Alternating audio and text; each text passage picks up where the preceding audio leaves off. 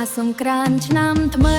សេរីបវរ First Finance of all ទេវតាឆ្នាំមមីព្រះនាមរាសាទេវីទ្រង់យាងចុះមកនាំសេរីពរជ័យជូនដល់ជនប្រុសស្រី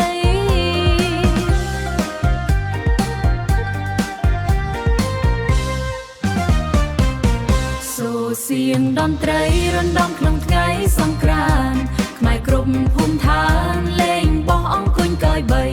ចៅឈូងទីមប្រ